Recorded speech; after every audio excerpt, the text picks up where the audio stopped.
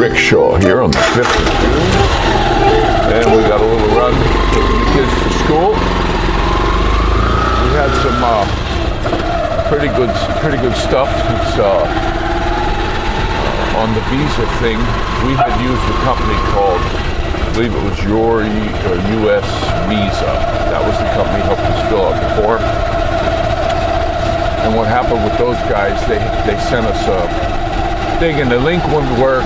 The link to go to our profile, it was called. And then finally, it worked, and I was able to set the passwords and do all this stuff. They give you a real weird email you got to follow, and that's your name, I guess. Well, we got to that. Well, then it didn't.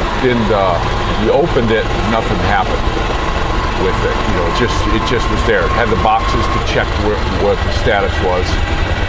So last night before I went to bed, I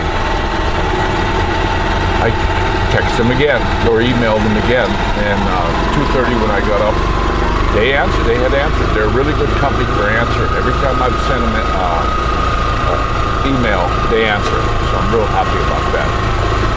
And they said give it a couple days because they have to wait until the embassy gives them the information. So okay, that's cool.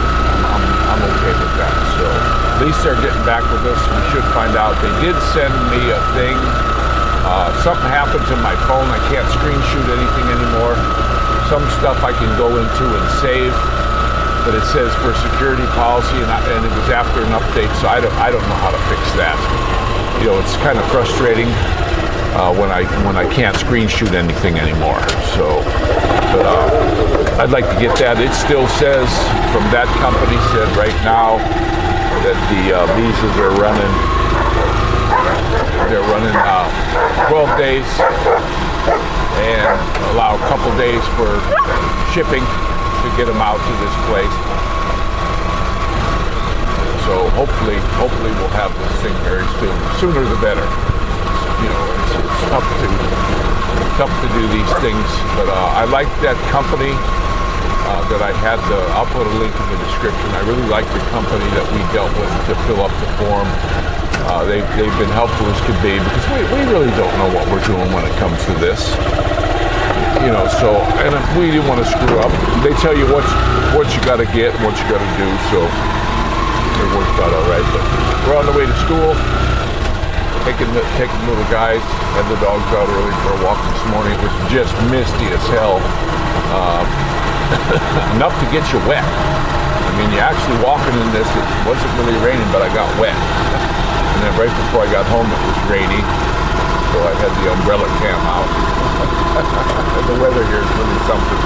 This is sleepy time weather, guys. I see our buddy Paulie might be coming up for a visit here soon. He was asking us about hotels in the area, and that's cool. That'll be a nice visit. So we're coming up to our George shack. There's our buddy. Good morning. Good morning, children. I like that one, Jarm. He's pretty cool. He's a very nice man. Alrighty. Okay, we're here, guys. Alrighty. I love you, baby. You look very nice today. And I love you too, mister. Bye-bye. Mister, did you brush your teeth? I forgot. Oh, crap. Forgot to brush his teeth.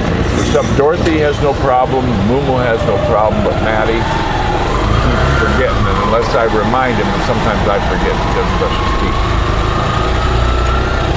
But back to the house. You know, this is the bad thing about their school, the way they're doing it. Good morning. It sizes up the whole day. You know, I drop them off now. It's 6:30 or so, and then what I have to do is then I got to pick up Moo a little bit before 12, and then we got to wait for Maddie to get out, and then we go back and pick up Dorothy and Moo at 3 or 4, depends on if she's got something going on. So it's all these dang trips I got to do to school. Not far, but just it ties up our whole day. It gets to where we can't do anything. We definitely can't like run up to the store or do anything. Grandma's here though, we can, because she'll pick them up. But we can't run up to the store or do anything because who knows if we might get stuck in traffic for 3 hours. Then there's no one to grab the kids, and this area when it comes to the traffic is just murder. If you guys, if anybody comes here and moves that's seen these videos, you've been warned. You guys have been absolutely warned. Good morning. Okay, stay quiet.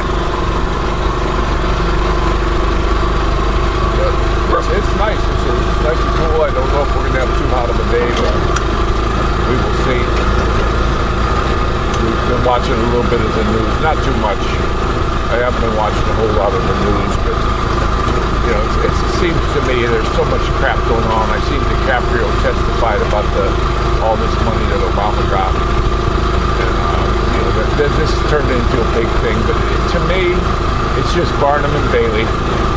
Give them bread and give them services, and this is the circus now. All this information, the news media doesn't want to put out anything that's of any substance or matters or is meaningful. They're just going to give this crap. And I know they put a lot of this stuff with all these things on Trump, but to be honest, I'm watching this. I'm not buying it. Sorry, guys. Whether you like him or not, it's just too unreal. He's always in the news, and it's the bread and circuses. And I believe they're all in on it, every damn one of them. And I get tired of it. I actually kind of went, since we went to do the visa thing, I just haven't clicked on anything that was news. This morning was the first time in a while. It's just so silly, all the crap they're pulling. And I don't believe anything's going to get done, guys. All these hearings, all this bullshit. We got them now, and we got Q, and we got this, and John Kennedy's coming back, and Elvis isn't really dead, and it's just such a big pile of crap. I'm sitting there just like, give me a break. These guys are just so, and the news media, when you watch them, they all are talking heads saying the exact same thing from one end of the country to the other. The only news I see that's decent, I watch the Indian news and I watch some Australian news. The U.S. news, it's all the same. It's all bullcrap, and I just don't buy it. It's all, they're owned by BlackRock and Vanguard. All of them, Fox News too. And they're just supposedly the opposition, and they're all in on it. Every one of them. And they get you to like Tucker Carlson, they get you believing a talking head. I like Bill O'Reilly when he was on, but they got to take these guys down. But I think this was a controlled opposition with Carlson.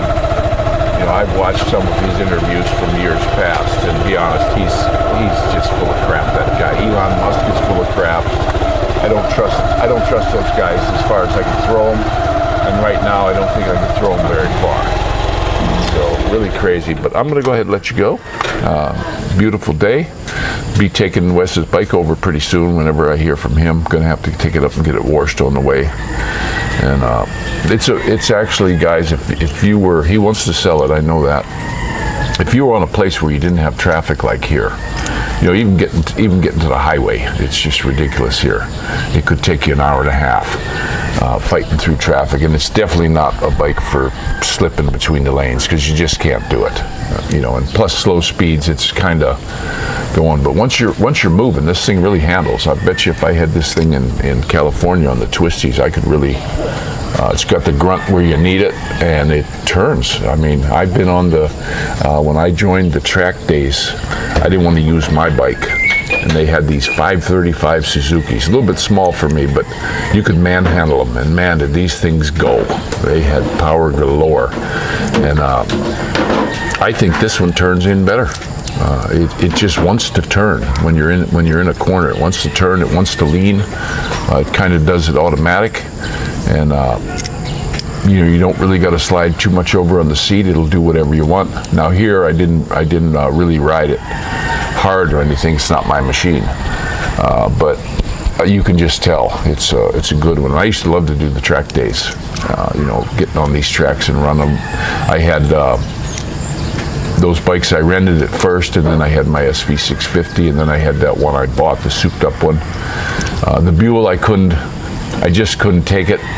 I just didn't want to take a chance on falling down and ruining that most beautiful bike. My favorite bike I ever owned, by the way, guys, Buell Ulysses.